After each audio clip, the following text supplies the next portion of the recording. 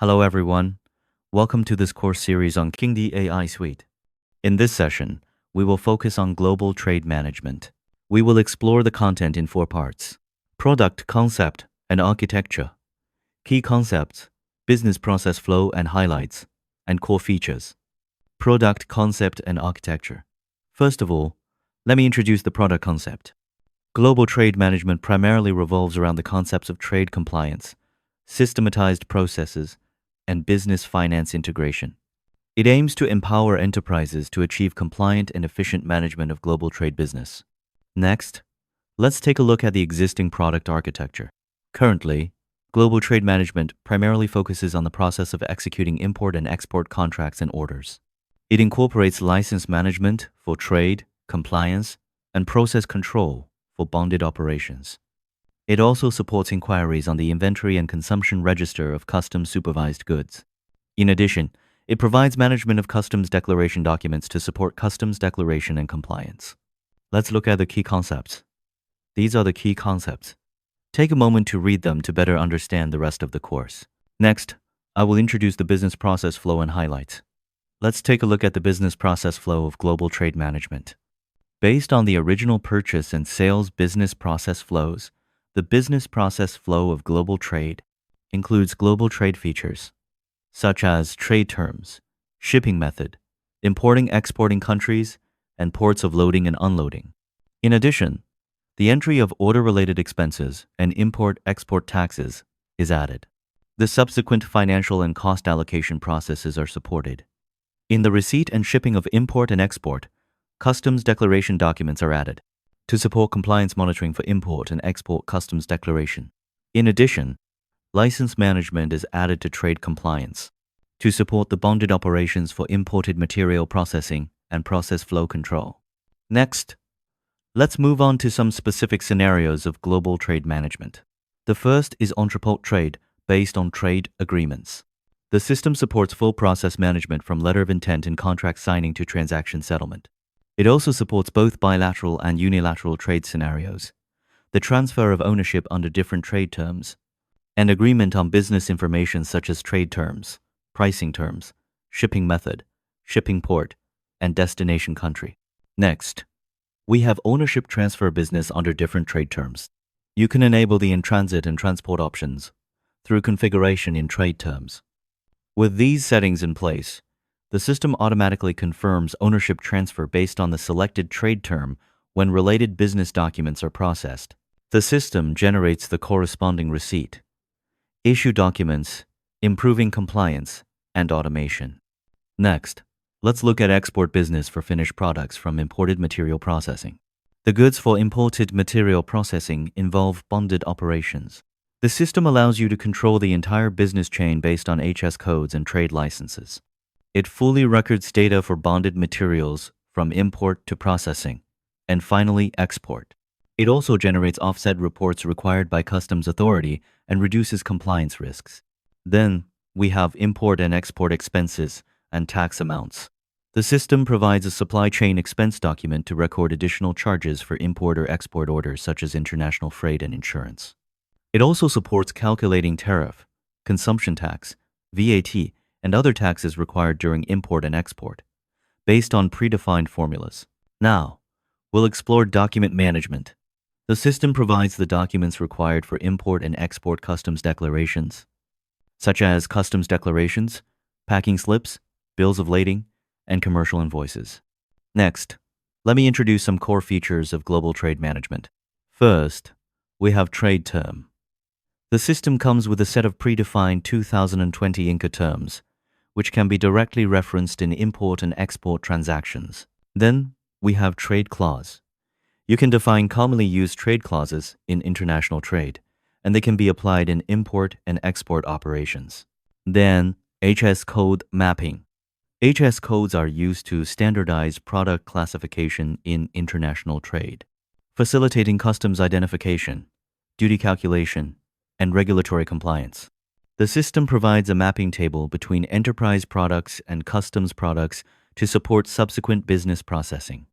Before engaging in import and export bonded business, enterprises must register with the local customs authorities, declaring the raw materials to be imported, finished goods to be exported, as well as the corresponding suppliers and customers, such as Thailand BOI, Vietnam EPE, and Malaysia LWM. Let's take a look at license. This feature enables registration and management of raw materials and finished products under bonded management, with subsequent import, export operations controlled by licensed quantities. When an enterprise conducts bonded import-export business, it must first define bonded materials. The system enables definition of materials as bonded under bonded status control to include them in bonded process control. Bonded and non-bonded materials require separate storage. During bonded operations, enterprises must assign a dedicated bonded warehouse for storage of bonded materials. Enterprises can control the execution of bonded operations through a global business parameter.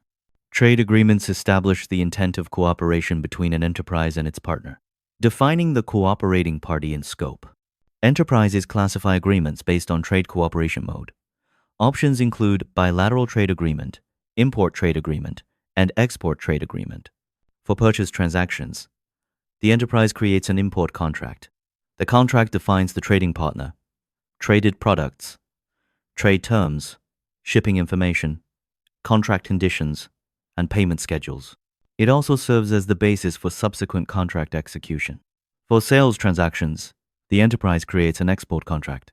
Similarly, it specifies the trading partner, traded products, trade terms, transportation details, contract conditions, and payment schedules, and serves as the basis for tracking and executing export transactions.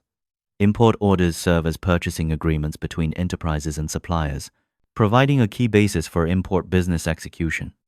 The system supports the entry of trade information involved in import trade, including trade terms, shipping methods, and shipping party.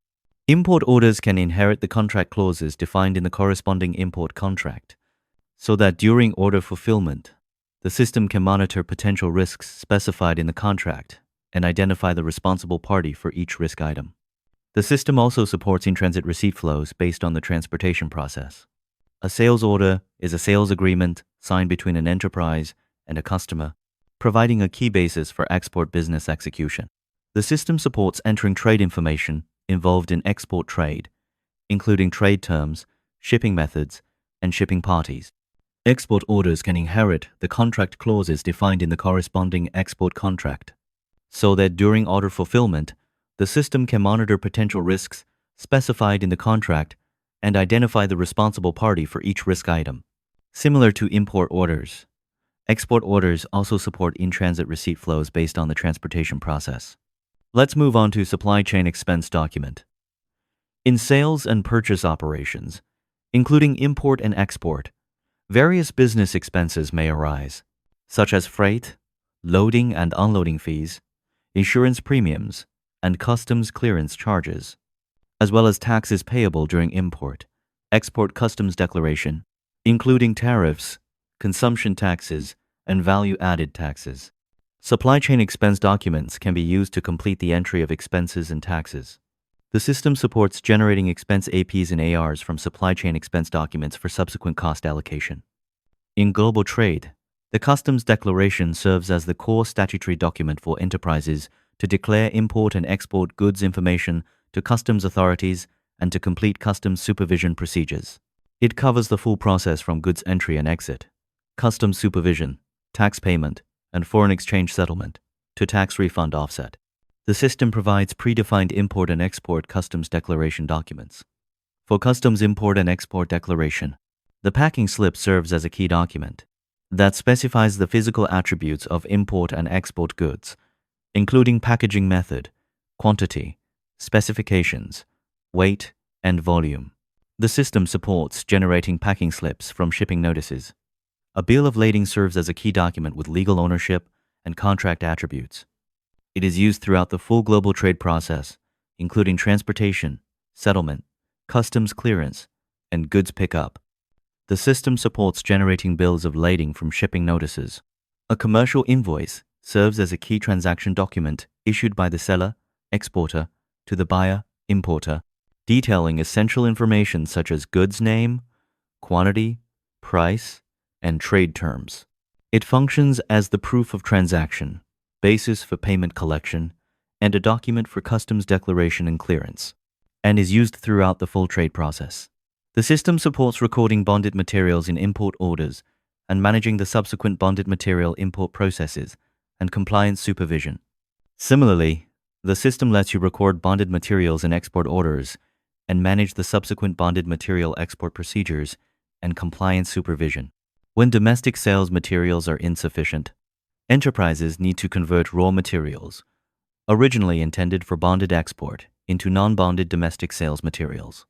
The system allows you to define a BOM for bonded finished goods, which is used for the subsequent production and picking process, and for compliance supervision for bonded finished products. Now let's move on to supervised goods tracking.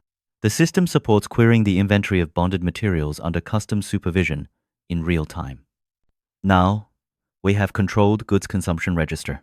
This feature supports detailed recording of receipt, issue, and stock movements of bonded materials under customs supervision based on the license dimension. That concludes the introduction. Thank you.